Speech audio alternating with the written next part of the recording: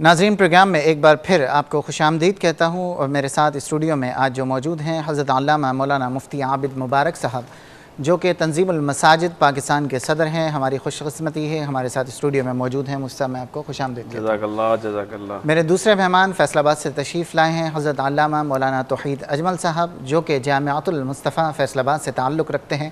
مفتی صاحب، میں آپ کو بھی خوش آمدید کہتا ہوں۔ ناظرین، میں بتاتا چلوں کہ آج ہمارا وہی موضوع ہے جو کل تھا، خواب کیا کہتے ہیں، آپ کے خوابوں کی تعبیر کیا کہتی ہے، آپ کے خواب کس قسم کے آپ کو آیا کرتے ہیں۔ اسکرین پر ہمارا نمبر آپ کو فلیش ہوتا ہوا نظر آ رہا ہوگا، ٹیلی فون اٹھائیے، پہلی فرصت میں پروگرام میں شامل ہو جائیے۔ مفتی صاحب، میں چاہوں گا تھوڑا سا ریویو کے لیے ایک تو تھوڑا سا ڈیفائن کر دیجیے کہ خواب کی اقسام کیا ہے اور خواب ہیں کیا۔ بسم اللہ الرحمن الرحیم۔ یاد رکھیے، نبی پاک صلی اللہ تعالیٰ علیہ وسلم کا فرمان ہے کہ سچا خواب نبوت کے علم کا 46واں حصہ ہے، اور اسی طریقے سے 44 اور 40 اور مختلف تعداد کی احادیث بھی آئیں۔ خواب کیا ہے؟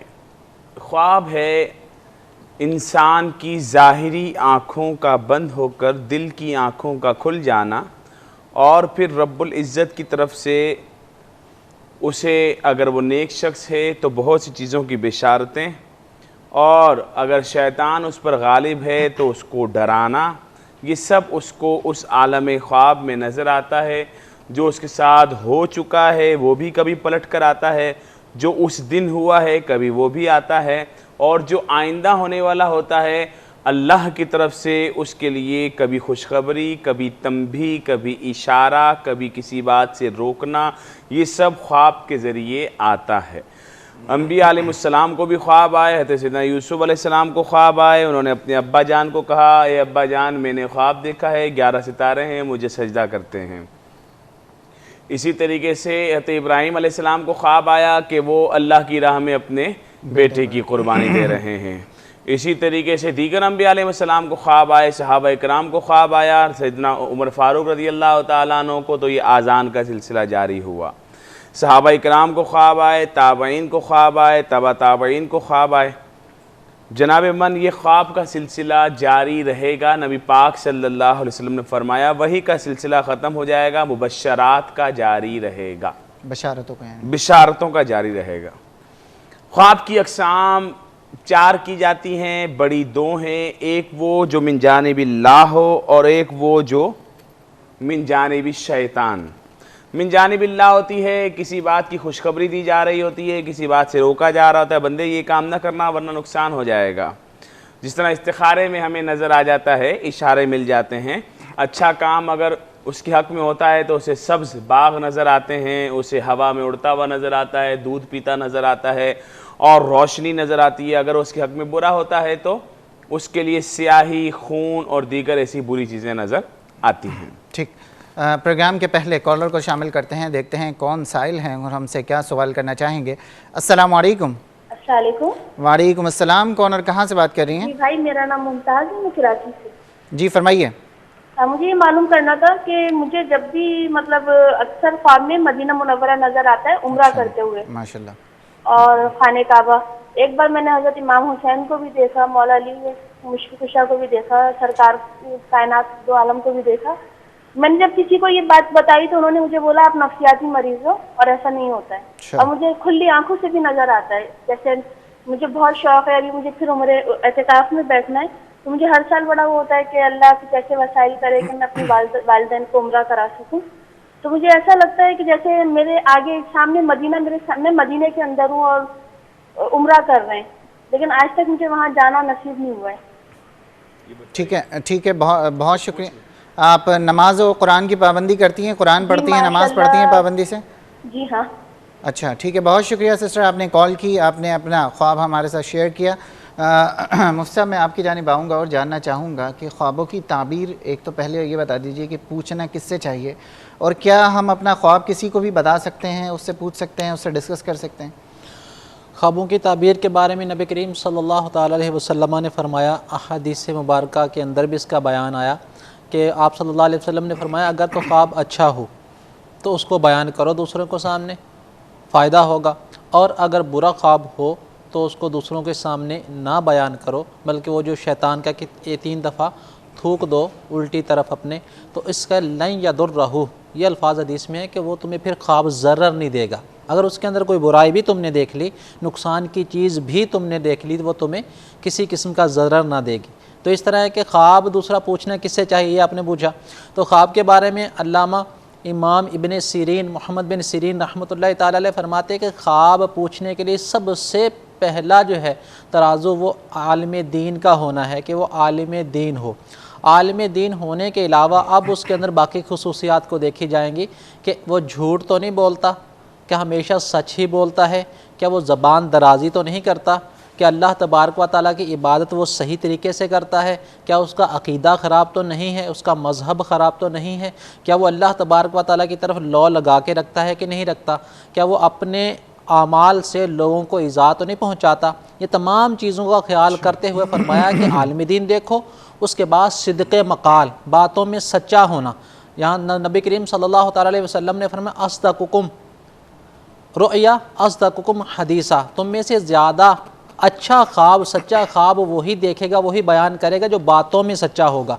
जिसकी बातें सच्ची होंगी उसके ख्वाब बयान करने भी सच्चे होंगे। तो सबसे बेहतर तराजू जो है वो यही है कि उसका अमल देखा जाए, और उसके बाद ये ख्वाब की ताबीर बताना। ये कोई इल्म ऐसा नहीं है कि बंदा किताबों के अंदर से हासिल कर ले, ये किताबों के अंदर तो निशानियां हैं, असल में अल्लाह का फ़ज़ल और बुज़ुर्गों का फैज़ के जिसकी वजह से बातनी आँख खुलती है। जिस तरह की हदीस मुबारक है कि मोमिन की फ़रासत से बचो, इत्तक़ू बिफ़िरासतिल मुअमिनी फ़इन्नहु यंज़ुरु बिनूरिल्लाहि, कि मोमिन की फ़रासत से बचो, बेशक वो अल्लाह के नूर से देखता है। कि वो तुम्हारे अंदर के बातनी हालात भी देख लेगा, तुम्हारे ज़ाहिर के बातनी ज़ाहिरी हालात भी देख लेगा। जिस तरह नबी करीम सल्लल्लाहु तआला अलैहि वसल्लम के बारे में हदीस मुबारक के अंदर आता है कि नमाज के दौरान आप सल्लल्लाहु अलैहि वसल्लम ने नमाज के बाद फरमाया कि मा यख्फ़ा अलैया रुकूउकुम वला खुशूउकुम, कि मुझ पर तुम्हारे रुकू भी पोशीदा नहीं है और मुझ पर तुम्हारे खुशू भी पोशीदा नहीं है।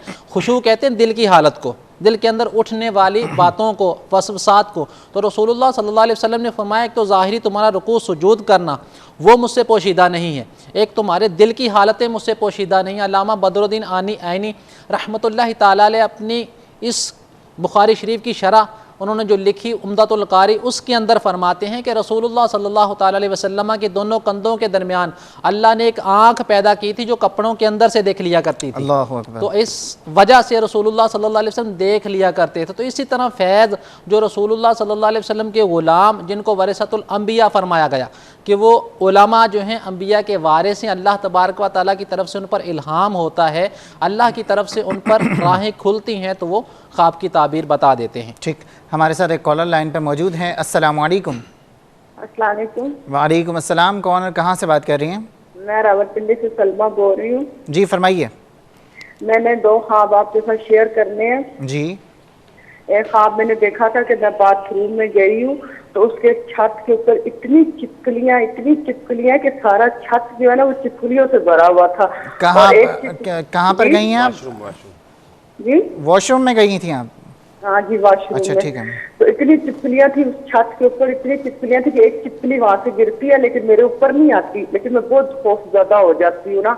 एक ये ख्वाब थी। दूसरी मैंने देखी है कि मैं जिस रोड से रोजाना गुजरती हूँ ना, इशा की अज़ान के वक्त, रात के वक्त मैं उस रोड से गुजरी रही हूँ, एक कुत्ता आया है, उसने मेरे बगल में अपने बाजू डाले और मुझे आसमान की तरफ ले गया ऊपर, और आसमान उस वक्त रात थी ना, फिर वो मुझे नीचे लेके आता है आराम से और मुझे उस जगह पे खड़ा कर देता है और खुद मेरे कदमों में इस तरह बैठ जाता है जैसे बड़ा फर्मा बरदार हो।